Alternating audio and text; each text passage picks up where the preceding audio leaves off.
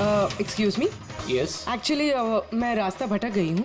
वो जीपीएस में कुछ प्रॉब्लम है, तो आप लोग मेरी मदद कर सकते हैं? आपको जाना कहाँ है मैम? मुझे यहाँ तक, मैं अभी बताती हूँ।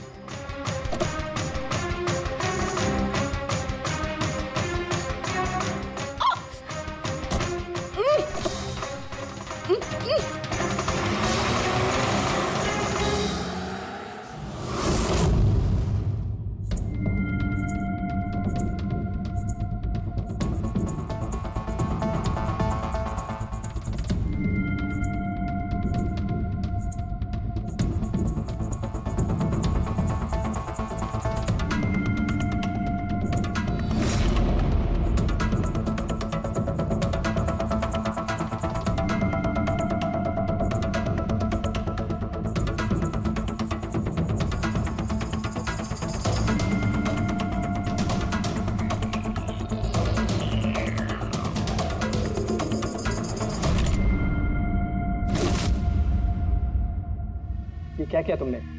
अलीशा के बजाय किसी और को लेकर आ गए? अरे भाई, इसमें मेरी क्या गलती? कार भी अलीशा की थी और मोबाइल भी उसी का था। तो अलीशा का ब्लड ग्रुप कहाँ पे है? तेरी खबर तो बॉस ही लेंगे।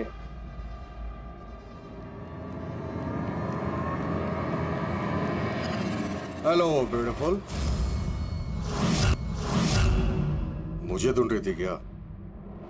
लो मैं आ गया तुम्हारे पास। हाँ चलो।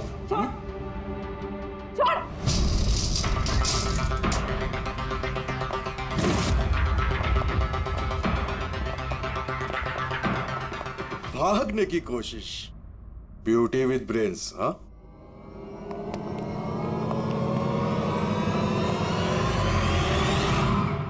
क्या हुआ? तुम लोग क्या मक्खी मार रहे थे क्या रे? वो तो अच्छा हुआ मैं टाइम पे आ गया। तलाशी लो इसकी बराबर से।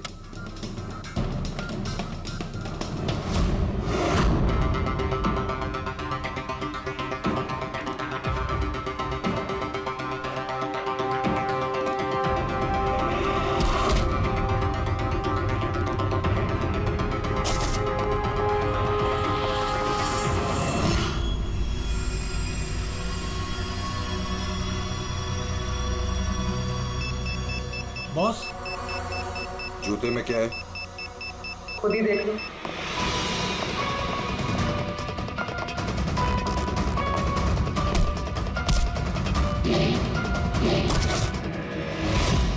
निकालो। निकाल। कितना टाइम लगाता है रे तू? हाँ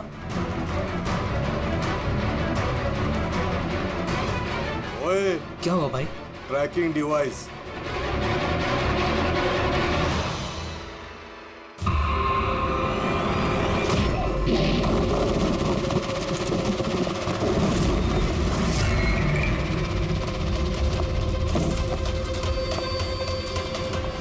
तुम लोग ने ठीक से चेक नहीं किया था क्या? नहीं। और तू हीरोइन, कौन है तू? तुम लोगों की मौत। अच्छा, सीआईडी। ओ भागो।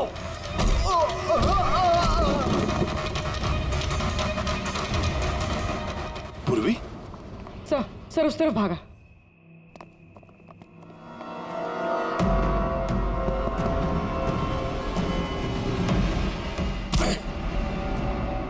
श्रेयाल चलो जल्दी। कोई है? भारो भारो जल्दी। आइए, बाहर आइए, आइए जल्दी। इस तरफ, संभाल के।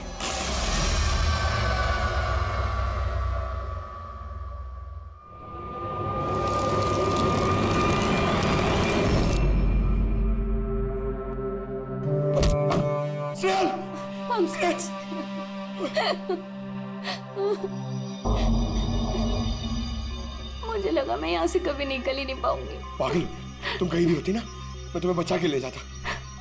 तुम इतना पसंद करते हो मुझे? 10 किलो कम हो गया तुम्हें ढूंढते ढूंढते।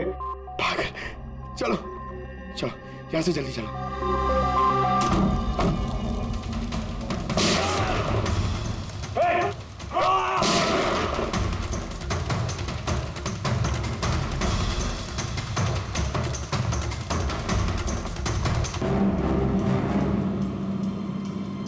जीपीएस मुझे कहाँ लेके जा रहा है?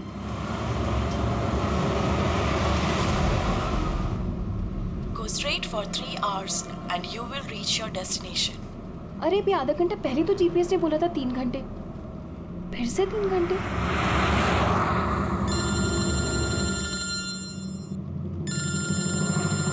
हेलो। हाय स्वीटी। हाय। मैं वही सोचूं 2 घंटे से तुमने मुझे फोन क्यों नहीं किया? अरे यार टांग खींच रही हो मेरी। नहीं नहीं, मैं अपने क्यूट से सोनू की टांग कैसे खींचूंगी? तो तुम मुझे सोनू बोल दियो ना तो दिल में कुछ कुछ होता है। क्या होता है तुम्हारे दिल में?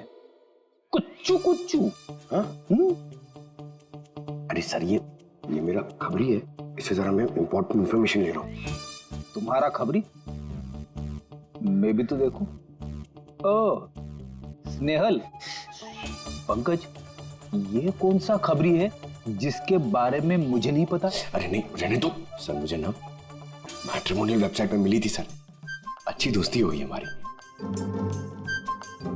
हेलो। अरे नहीं ये फ्रेंड से। क्या हो रहा है? कुछ नहीं सर, पंकज को एक इम्पोर्टेंट फोन आया है। पंकज को इंपॉर्टेंट फोन आया है ना, तो तुम वहां क्या कर रहे हो? चलो इधर आओ। और इंपॉर्टेंट काम दिया था उसका क्या हुआ? 1 मिनट। हेलो। हाँ बेबी सॉरी, थोड़ा काम आ गया था। अच्छा तुम पहुंचेगी नहीं होटल? होटल?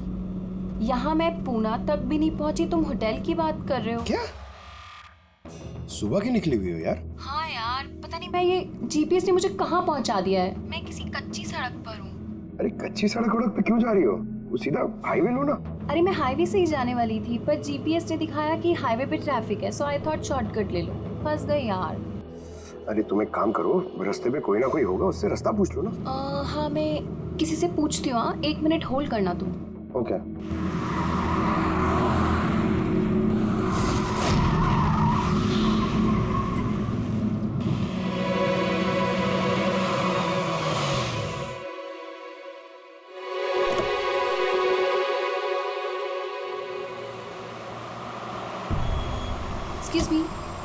एक्सक्यूज मी, क्या आप मुझे बता सकते हैं ये रोड हाईवे पे कनेक्ट होगी या नहीं? जी होगी। कितना दूर है यहाँ से? हेलो स्नेहल। Hello sir. क्या हुआ पंकज? स्नेहल।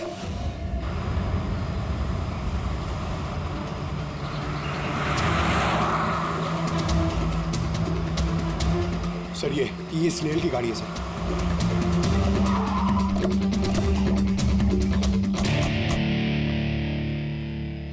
आप लोग? सीआईडी। सर मैं इंस्पेक्टर महेश, पास के ही दिंडोशी थाने से हूँ। कुछ पता चला महेश? कुछ खास नहीं सर, लेकिन गाड़ी के पास से ही सड़क पे टूटा हुआ मोबाइल मिला।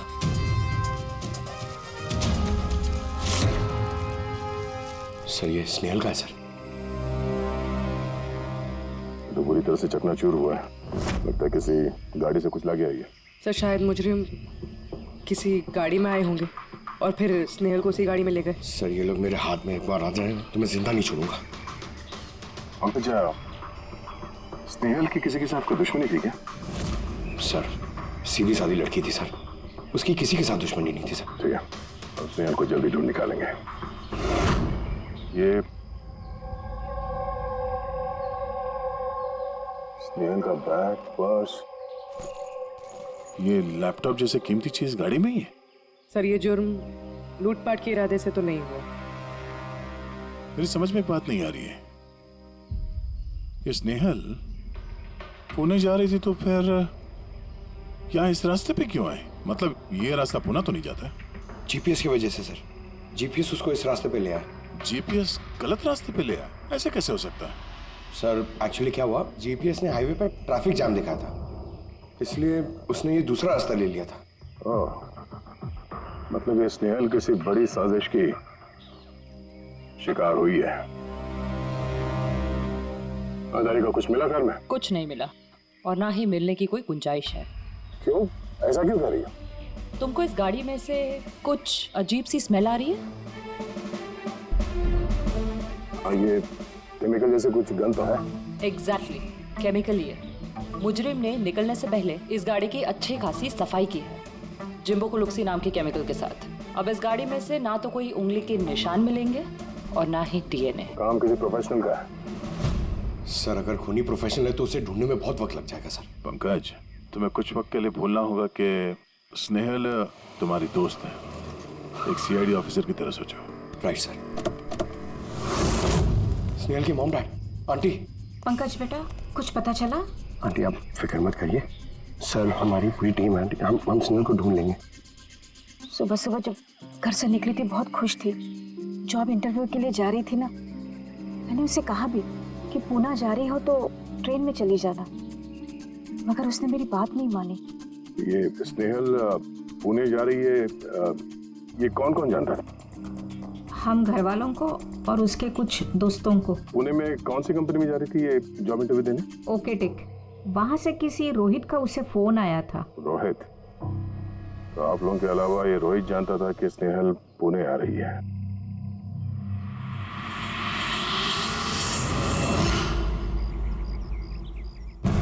बस ये इन्फॉर्मेशन मिल जाए सर, बहुत मदद हो जाएगी। हेलो सर, मैं हूँ रोहित, इस कंपनी का HR मैनेजर। रोहित, स्नेहल नाम की एक लड़की तुम्हारी कंपनी में आने वाली थी ना जॉब इंटरव्यू के लिए आज? जॉब इंटरव्यू के लिए? नहीं तो। नहीं तो का क्या मतलब है? ये ईमेल आपकी कंपनी ने ही भेजा ना? ये तो हमारी कंपनी का ईमेल एड्रेस ही नहीं है, किसी ने नकली ईमेल से शायद इन्हें बेवकूफ़ बनाया। क्या ऐसा तो नहीं कि अब तुम हमें बेवकूफ़ बना रहे हो? हाँ? सर ये देखिए मेरा कार्ड, इसमें कंपनी का ईमेल आईडी साफ साफ लिखा हुआ है। अगर आप चाहें तो मैं आपको अपनी कंपनी के बॉस से भी मिलवा सकता हूँ। हमारी कंपनी की सभी पोजीशंस फुल हैं और यहाँ पे किसी भी नौकरी के लिए कोई इंटरव्यू नहीं चल रहा है। सर मतलब ये ईमेल भी उन्हीं अपराधियों ने भेजा। बहुत लंबी प्लानिंग की थी किसी ने कि जो कोई भी है स्नेहल के बारे में बहुत कुछ जानता है। पंकज, जरा ठंडे दिमाग से सोचकर बताओ, क्या स्नेहल की किसी के साथ कोई दुश्मनी थी? नहीं सर। जरा याद करके बताओ, कभी तो उसने बताया होगा ना कि उसका किसी के साथ झगड़ा हुआ होगा, हैं? याद करो। देखो यार पंकज, जिंदगी में ऐसा कोई इंसान नहीं है जिसका कभी न कभी किसी से मनमुटाव नहीं हुआ हो। छोटा मोटा झगड़ा हुआ होगा यार किसी से। सर छोटा मोटा झगड़ा उसके फ्रेंड्स के साथ हुआ होगा सर, लेकिन ऐसी कोई बड़ी बात नहीं हुई सर कि उसे कोई उठा के ले जाए। और सर स्नेहल के घर पे किसी किडनैपर का फोन भी नहीं आया पैसे मांगने के लिए। सर वो मिडिल क्लास फैमिली से बिलोंग करती है सर, अगर कोई पैसा मांगेगा तो वो लोग दे भी नहीं पाएंगे सर। पंकज, तुमने कहा कि जीपीएस ने उसे गलत रास्ते पे भेज दिया ना, और जीपीएस पे उसे पता चला कि ट्रैफिक जाम है एक्सप्रेसवे पर, है ना? Yes sir. लेकिन सर ट्रैफिक पुलिस वालों ने बताया कि हाईवे पे कोई ट्रैफिक जाम नहीं था। वही तो, इसका मतलब है जीपीएस ने उसे गलत जानकारी दी। सर जीपीएस गलत जानकारी कैसे दे सकती है सर? आजकल तो हर दूसरा इंसान जीपीएस यूज करता है। प्रॉब्लम जीपीएस में नहीं है, प्रॉब्लम ये है कि आजकल ये जिस तरह से कंप्यूटर, मोबाइल फोन और लैपटॉप हैक होते हैं, उसी तरह से जीपीएस को भी हैक किया जा सकता है। हाँ बिल्कुल हो सकता है यार, कोई अपराधी इतनी प्लानिंग करता है तो फिर उसके लिए तो जीपीएस हैक करना मामूली बात है।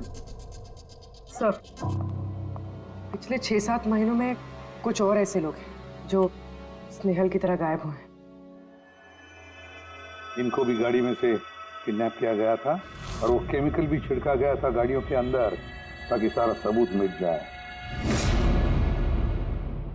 ओह माय गॉड, क्या हुआ सर? अभी ये लोग अब तक मिले ही नहीं।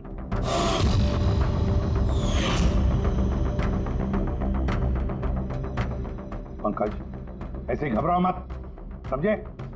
स्नेहल को हम ढूंढ कर लाएंगे, उसे कुछ नहीं होने देंगे, घबराओ मत। पूर्वी देखो, क्राइम ब्रांच का इंस्पेक्टर समीर वो इस केस को हैंडल कर रहा, बुलाओ उसे ब्यूरो। फिर जीपीएस हैक करके उनको कार से उठाया गया, उसके बाद वो केमिकल डाला गया ताकि किसी को कोई सुराग न मिल सके।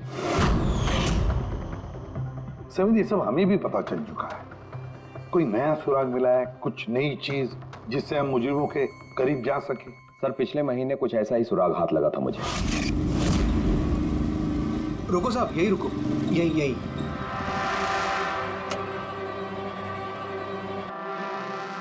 किधर है? वो सर उस पेड़ के नीचे।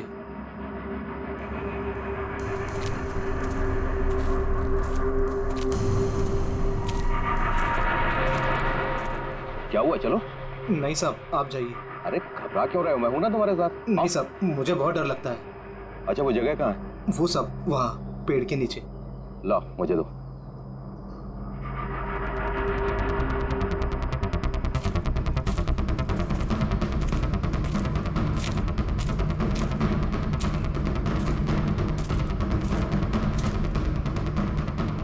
क्यों यही जगह है?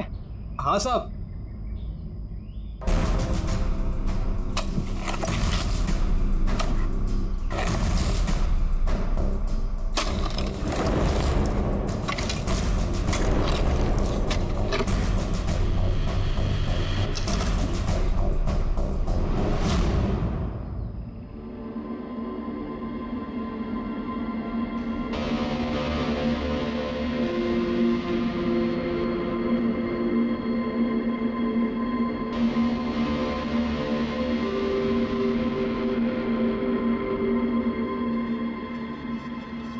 गायब हुए लोगों में से एक की लाश को तेजाब डालकर पूरी तरह से जला दिया गया था।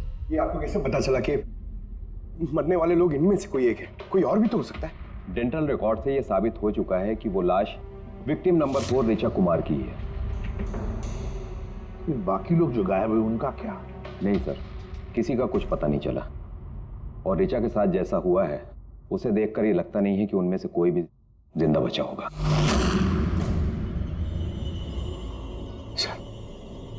सर स्नेहल भी नहीं बचा। पंकज, स्नेहल को मार डालेंगे सर। पंकज रेडी, ले जाओ इसे बाहर। पंकज आजा। सर हो सकता है ये किसी सीरियल किलर का काम, शायद। नहीं पूर्वी, लगता नहीं किसी सीरियल किलर का काम है, क्योंकि नॉर्मली सीरियल किलर्स की एक पैटर्न होती है, एक डेफिनेट पैटर्न होती है खून करने की, जान देने की, ना।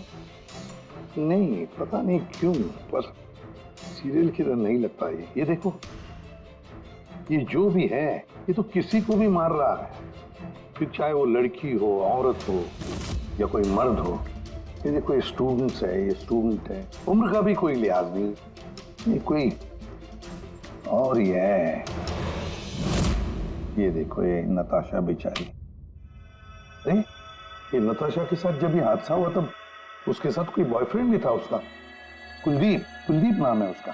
जी सर, मैंने उसे 3 बार पूछताछ की, फिर लेकिन कुछ खास जानकारी नहीं मिली।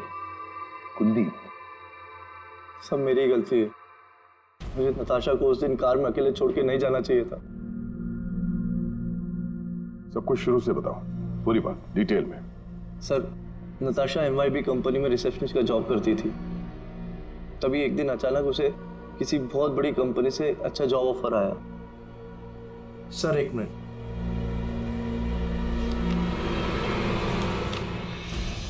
सर पहली नौकरी में नताशा को सैलरी कितनी थी? सर 20,000 रुपए। और इस नौकरी में 1 लाख रुपए सैलरी दी जा रही है। तुम्हें कुछ अजीब नहीं लगा कि अचानक कोई इतनी बड़ी नौकरी क्यों देगा? सर अजीब तो लगा था सर, लेकिन हम लोगों ने सोचा शायद इसे किस्मत का खेल कहते हैं, और मैंने अपनी गाड़ी उठाई, नताशा को इंटरव्यू लिए छोड़ने चले। ये कौन से रास्ते पे आ गए हम, साथ साथ गाड़ी में। कुलदीप यार, तुमसे कितनी बार कहा है मैंने, तुम गाया मत करो, कितना बेसुरा गाते हो यार। अरे बाबा, मैं गाना नहीं गा रहा हूँ, मैं ये पूछ रहा हूँ कि हम लोग कहाँ आ गए। ये रास्ता तो कभी देखा नहीं मैंने। तुम ना सिर्फ GPS फॉलो करो, अपना दिमाग मत लगाओ। अरे यार, हम यकीनन गलत रास्ते पे आ गए। मैं काम करता हूँ, ट्यूटर लेता हूँ और जो रास्ता हमें पता वहीं से चलते हैं। ओह माय गॉड, अब क्या हुआ? लगता है पंचर हो गई है।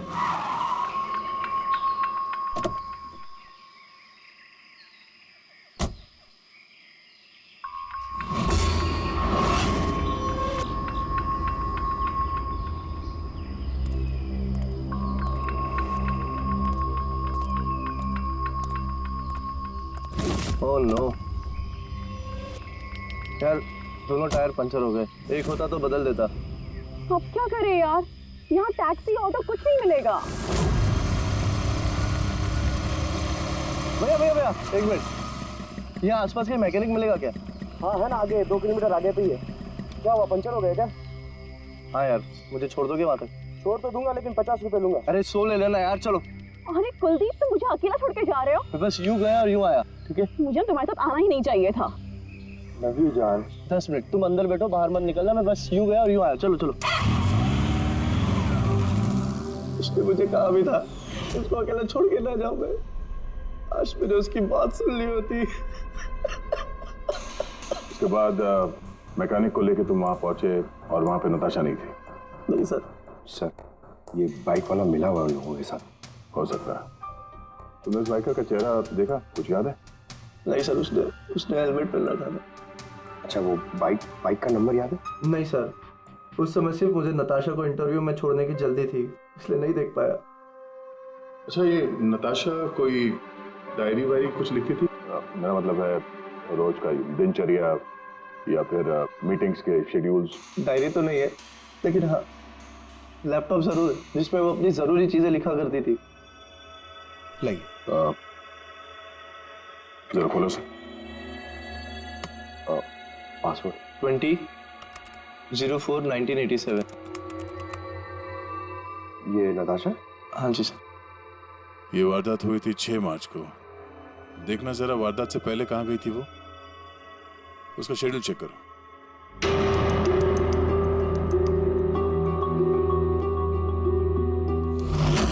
सर, 3 मार्च को नताशा जेडी लैब्स गई थी ब्लड टेस्ट कराने।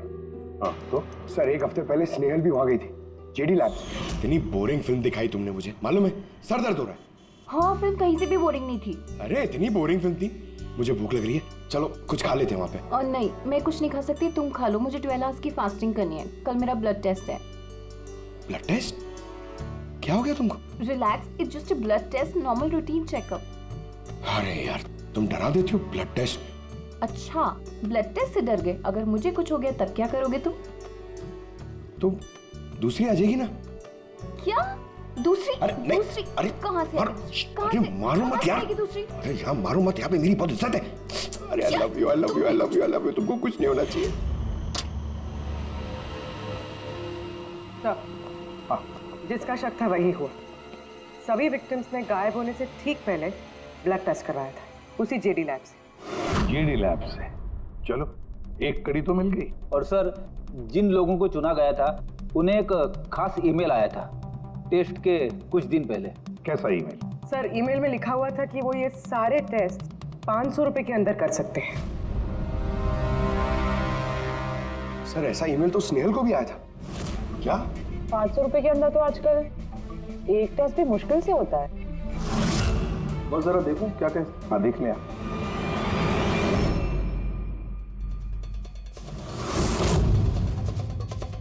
यार, ये तो पूरी की पूरी लंबी चौड़ी लिस्ट है टेस्ट की। ये 500 रुपए में हो ही नहीं सकते हैं। कम से कम 15-20 हजार रुपए लगेंगे। क्या बात कर रहा है? हाँ, तो फिर बहुत बड़ी गड़बड़ है साउंड के। इसका तो एक ही मकसद हो सकता है कि टेस्ट करना और लोगों को चुनना, तंदुरुस्त लोगों को चुनना और फिर उन्हें अगवा करके मार देना। और क्यों मार देना?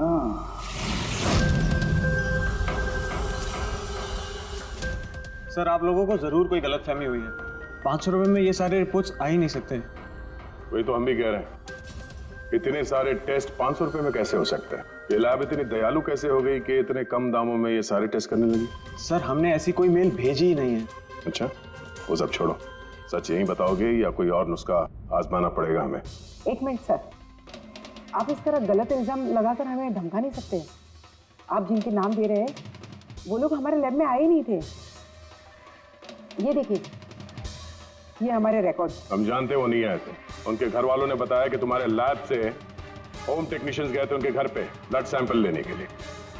बुलाओ सबको।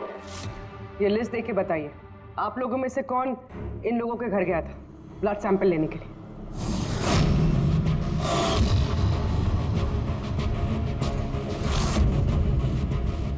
मैंने गया था सर। मैं भी नहीं गया था सर। मैं भी नहीं गया था सर। कोई नहीं गया था तो ब्लड सैंपल अपने आप उनके घर से उड़ के यहाँ लैब में आया था? हाँ? ये खुसर फुसर करना बंद करिए, जोर से बोलिए, या फिर सीआईडी ब्यूरो चल के बात करें। सर एक्चुअली आप सही कह रहे हैं, हम विक्टिम के घर नहीं गए थे, बल्कि वो लोग यहाँ आए थे टेस्ट करवाने के लिए। मगर उस दिन नहीं जिस दिन आप कह रहे हैं। अब ये देखिए, महीनों पहले आए थे ब्लड टेस्ट कराने के लिए, वो सारी रिपोर्ट्स के लिए नहीं। आधा सच तो आपने बोल दिया, आप पूरा सच बोल दीजिए। क्या किया तुम लोगों ने इनके साथ? कह तो रहे हैं कुछ नहीं किया है, जरूर किसी ने नकली ईमेल भेजा है हमारे नाम से। मगर उस नकली ईमेल भेजने वाले को ये कैसे पता चला कि तुम्हारी लैब में कौन कौन पेशेंट्स आए हैं ब्लड टेस्ट करवाने के लिए? इसका मतलब कोई तो है यहाँ इस लैब में जो उन मुजरिमों को ये डिटेल दे रहा था। क्यों? अच्छा ये बताइए, ये जितने लोग गायब हुए हैं उन सबकी जो ब्लड रिपोर्ट्स आई हैं उसमें कोई कॉमन बात है? कोई कॉमन एक सी बीमारी हो या फिर ब्लड ग्रुप एक हो?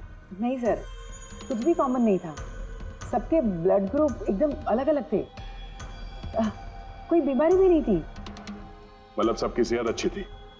तो पंकज, सबको गाड़ी में बिठाओ, ब्यूरो ले चलो इन्हें। लेकिन मैंने कुछ नहीं किया है सर। सर मैं सच कहता हूँ सर, मैं बेगुनाह हूँ सर। सर मैंने भी कुछ नहीं किया सर।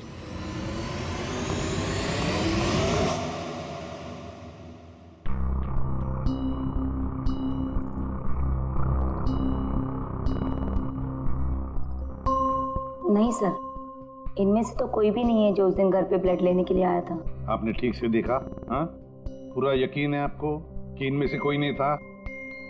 नहीं सर, क्योंकि वो आदमी ने टोपी लगा रखी थी। सर जेडी लैब्स के बाकी के एम्प्लॉयज की कुंडली निकाली है जिन पे हमें शक है। अच्छा, कौन कौन है?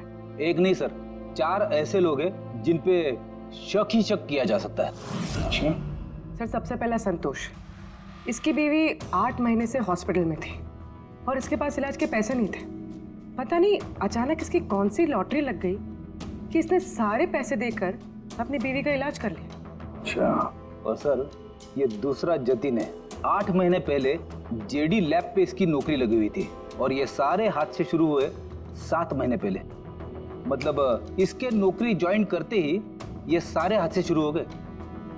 बाकी दो सर, सिद्धेश और मालिनी, इनकी सैलरी 18 और 20,000 है, मगर फिर भी पिछले 6 महीनों में ये 2 फॉरेन ट्रिप्स कर चुके हैं।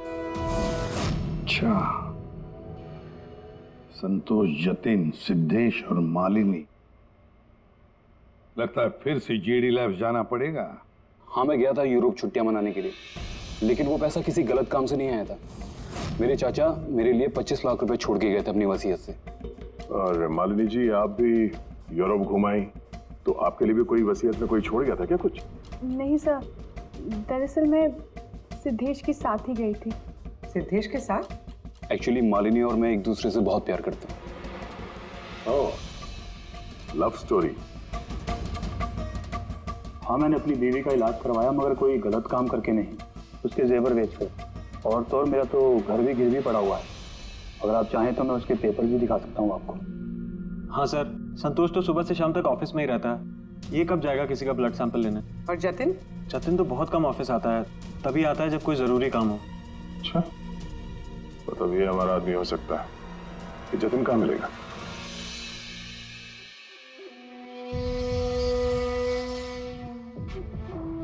मैं वादा करता हूँ सर, मैं किसी को कुछ नहीं बताऊंगा, कुछ भी नहीं बताऊंगा।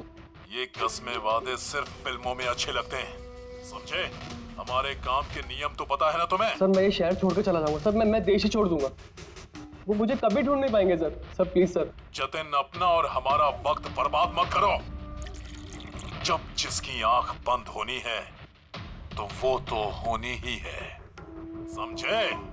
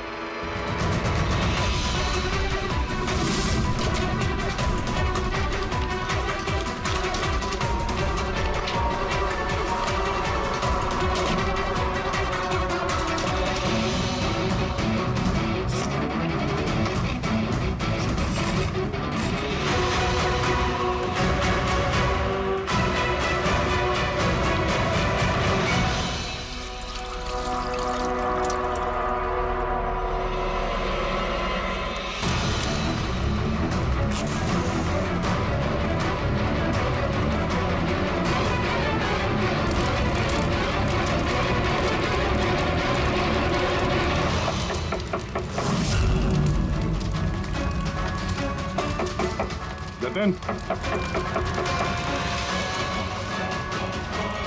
सर वो आ रहा है सर। सर अंदर कुछ चल रहा है।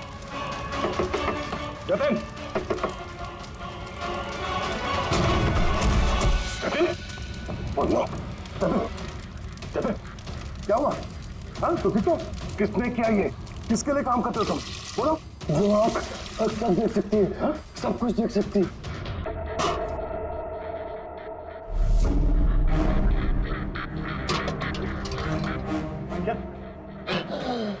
जतिन, जतिन, जतिन, ओह, वो आंख सब देख सकती है।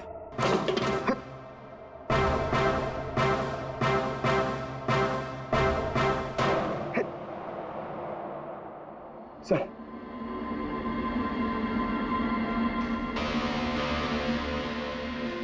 सर शायद इस हार्ड डिस्क से कुछ पता चल जाए। बॉस, मिर्करी डेंथोनिल नाम के जहर से मरा है ये जतिन। मिर्करी डेंथोनिल? यार ये तो वही जहर है ना जो किसी के शरीर के अंदर चला जाए तो 5 मिनट के अंदर अंदर खत्म हो जाता है आदमी। हाँ सर, बहुत ही खतरनाक जहर है। और ये जहर बहुत ही खुफिया तरीके से छिपा करके रखा गया था इसकी इस अंगूठी में बॉस। ये इस अंगूठी में छिपा करके रखा। ये देखो,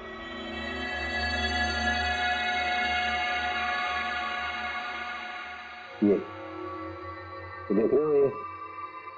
ये छोटी सी पिन इस सुई पर था वो जहर, और ये इस अंगूठी में। अब बॉस, इस अंगूठी को ऐसे घुमाया जाए तो ये पिन बाहर निकलती है। ये और जैसे ये सुई इसके उंगली पे लगी, देखते ही देखते पूरे शरीर में ये जहर फैल गया। लेकिन सर, जतिन अपने आप को मारेगा क्यों? जतिन को पकड़े जाने का डर था। एक बात तो पक्की है कि जतिन अपने बॉस से, जिसके लिए वो काम कर रहा था, उससे बहुत डरता था। वो इतना डरता था कि जब इसे पता चला कि हम उसे पकड़ने आ रहे हैं तो इसने खुदकुशी कर ली ताकि इसके जरिए हम उसके बॉस तक ना पहुंचे। समझे? ये मामला सिर्फ किडनैपिंग और सीरियल किलिंग का नहीं रहा, ये बहुत बड़ा चक्कर है, बहुत ही खतरनाक, बहुत ही बड़ा चक्कर, जिसमें कोई बड़ी गैंग इन्वॉल्व है। कोई बड़ी गैंग, वो गैंग जिसकी निशानी है आंख। सर, सर लैपटॉप में कुछ नहीं मिला। सारी फाइल्स खुद ब खुद डिलीट हो गई, ऑटो डिलीशन की वजह से। और hard disk? Sir hard disk भी डैमेज हो गई थी सर, मगर एक लिस्ट हमने रिकवर कर ली। हाँ सर।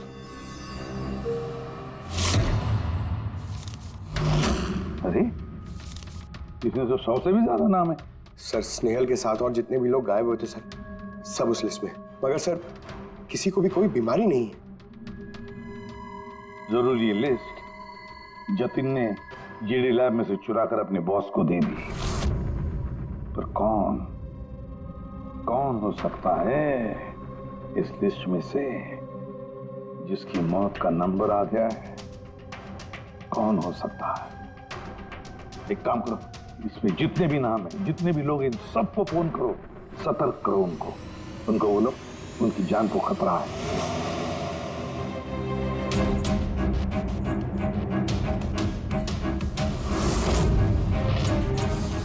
क्या?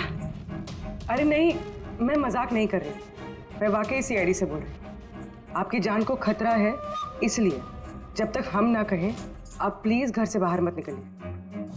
क्या? नौकरी का बोला हुआ? मत जाना अलीशा। पर मैं तो निकलने ही वाली हूँ।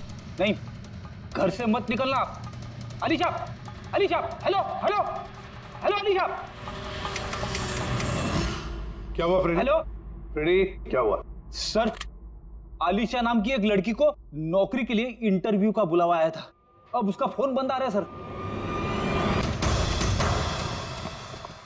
इतनी आसानी से तुझे मरने नहीं देंगे।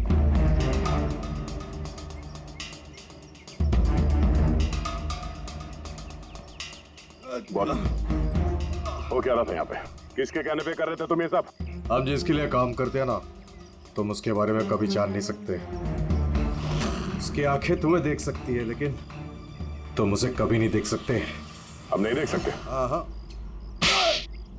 शरीर के पुर्जों के लिए लीवर, किडनी, वो क्या है ना, आजकल हर चीज ट्रांसप्लांट हो जाती है ना। क्या इंसान की शरीर की अंगों की तस्करी का इतना बड़ा व्यवहार चल रहा है? हाँ, जेडी लैब्स जैसे और भी लैब्स है जहाँ से हम लोगों के डाटाबेस चुराते हैं और उनमें से सेहतमंद लोगों को चुनते हैं ताकि उनके ऑर्गन्स बेच के करोड़ों रुपए हम विदेशी से कमा सके।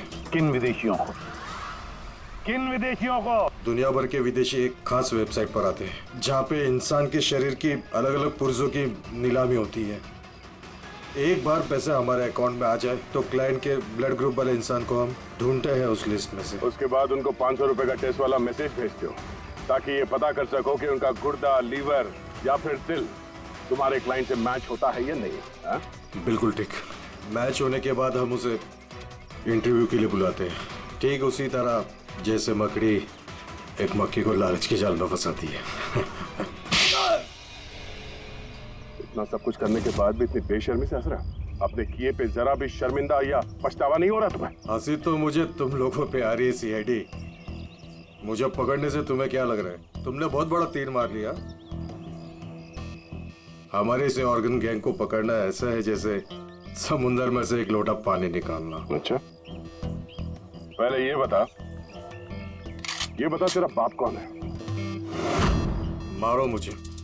मैं भी यही चाहता हूँ कि तुम मुझे मार दो, क्योंकि अगर मैं जिंदा पकड़ा गया ना तो मेरा बॉस, मेरे दोस्त, मेरे रिश्तेदार, मेरे घर वाले सबको मार देगा वो। कौन है तुम्हारा बॉस और कौन कौन लोग शामिल है तुम्हारे इस धंधे में? इसका जवाब आप मेरे मुंह से कभी सुन नहीं पाओगे एसीपी साहब।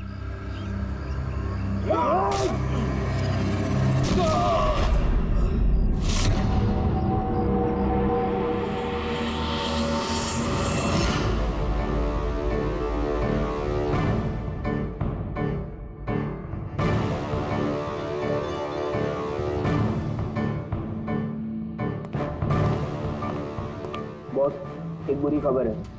हमारे ऑर्गन गैंग वाली आग सीआईडी वालों ने बंद कर दी है। मगर इससे पहले रणवीर सीआईडी वालों के हाथ लग पाता, उसने अपनी जान दे दी।